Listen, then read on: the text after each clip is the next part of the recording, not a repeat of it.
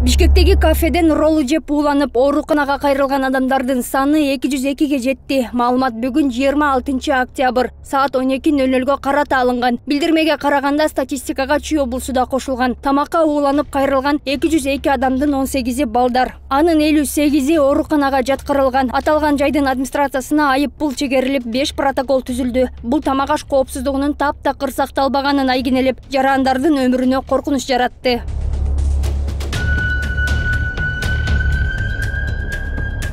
Эми бардык тамак жана азык-түлүктөр капыстан текшерүүгө алынмай болду. 2019 жылы санитардык эпидемиологиялык көзөмөлдөө борборуна кирген мораторий алынып салынды. Деген менен ар кандай себептерден улам жыл аягына чейин өз алдынча текшерүүлөрдү жүргүзө алышпайт экен. Тамактан уулануу фактылары болсо, анда биз макулдашып албайбыз. Аны барып текшеребиз, бирок экономика министрлигине отчет түзүп беребиз.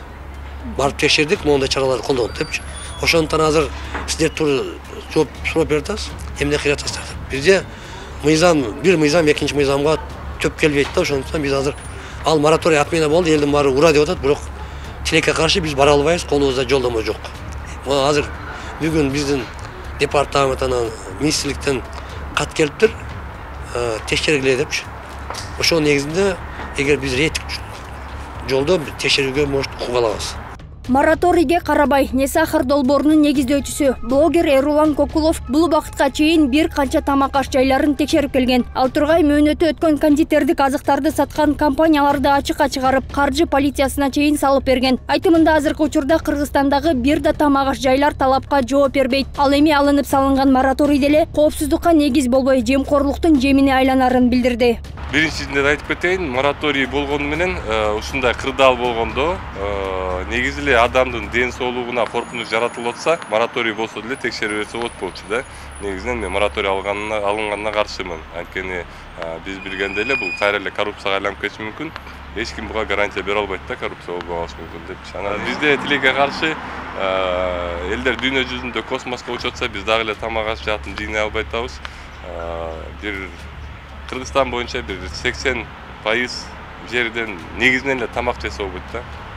И тамак сатып алса да болбойт. Бул не только столовый, ана кафе андайларда эмес, ошол эле пряник чыгарган жерлер, ошол эле нан чыгарган жерлер жана башка жерлерде. Ошол эле учурда жарандарда эмне тамак жеп жаткандыгына дээрлик көңүл бурушпайт. Ууланып калбоо үчүн кылдаттык менен тамактын, ошол эле дүкөндөгү азык-түлүктөрдүн жарамдуулук мөөнөтүн кылдаттык менен текшерүү керек.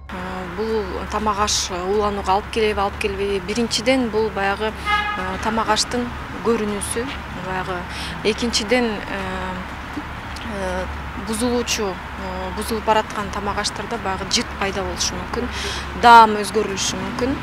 Ушул көрсөткүчтөрдөн кана келген тамактан бир сыйра байкоо жүргүзүү болот да, бирок бизде баягы кээ бир продуктулар бар, кээ бир бактериялар бар.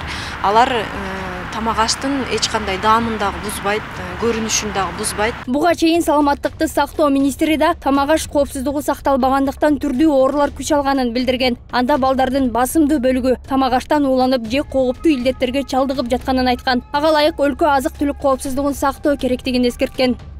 Нуржан Султанбекова, Темир Избасханов, 7 канал, Бишкек.